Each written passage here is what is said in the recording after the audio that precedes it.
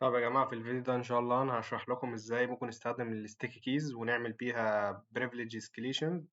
كمان ممكن نقدر نعمل بيها resistance. والستيكي كيز دي فيتشرز موجودة في الويندوز للناس اللي عندها disabilities أو كده. بنضغط 5 ضغطات على الشيفت وبننفذ من خلالها تاسك معين. أنا كل اللي هعمله النقلة دي ده ويندوز 10. هاجي هنا على السكرين دي وهضغط على ريستارت، بس هفضل ضاغط على زرار الشيفت على طول. قطعت ريستارت عشان أقدر من خلاله أروح للريكفري سكرين أو السيف مود سكرين. يعني أنا هفضل ضغط كده أثناء ما هو بيعمل ريستارتنج. أنا جيت هنا كده فأنا هستخدم ترابل شوتنج. أنا عايز أفتح من خلالها السي ام دي. طيب في advanced options هروح من خلالها، والcommand prompt عايز أفتح السي ام دي عشان أبتدي أنفذ أو emulate الأتاكس بتاعي يعني. طبعا هياخد وقت على ما يروح لها تاني. طبعا هو قبل كده في النسخ القديمة ما كانش بيطلب باسورد، فمايكروسوفت عشان تحل المشكلة دي خلت إن أي حد اللي يقدر يستخدم السي ام دي بس اليوزرز الموجودين في الجروب بتاع الادمنستريتورز.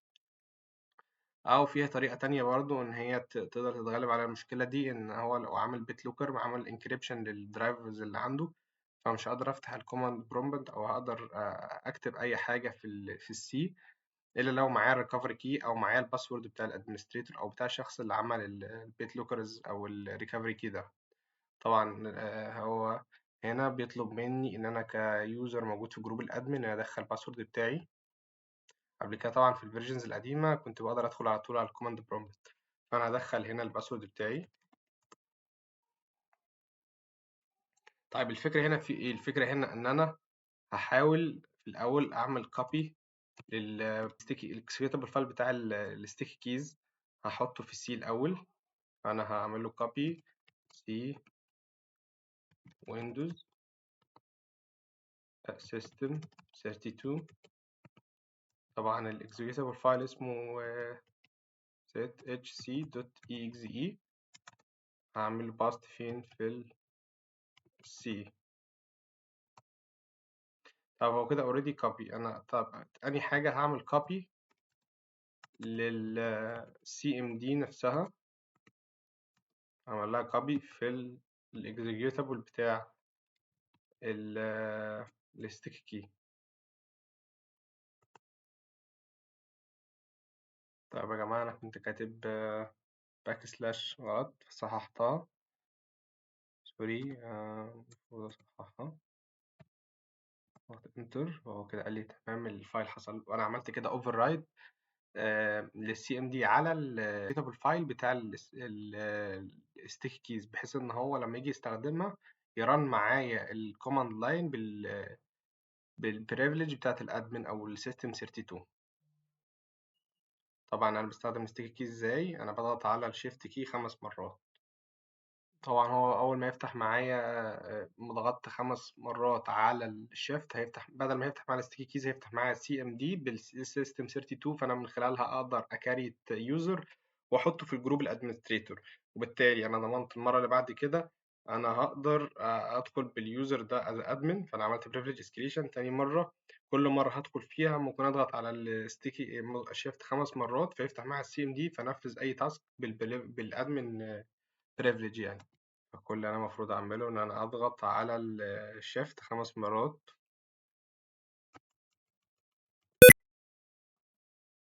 طبعا دي بتاعت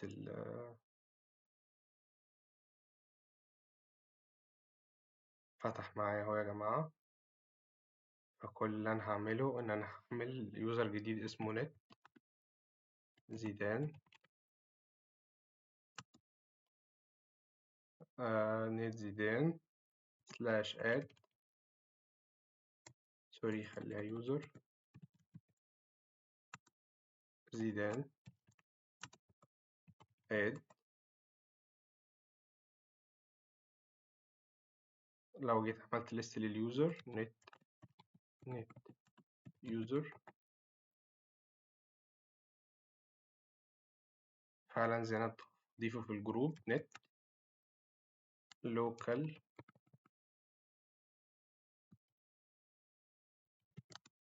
administrators أضيفه في جروب الادمنستريتورز زيدان /add.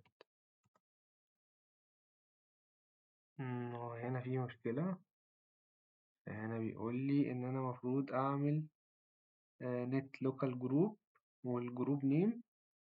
طب أنا عايز ألست الأول الجروب اللي عندي، نت لوكال جروب.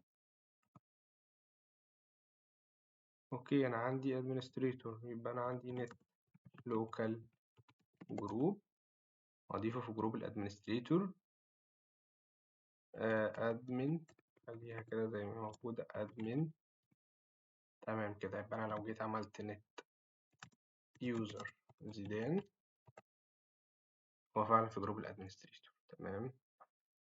تمام كده، وظهر معايا تحت. أنا كل اللي هعمله إن أنا هضغط عليها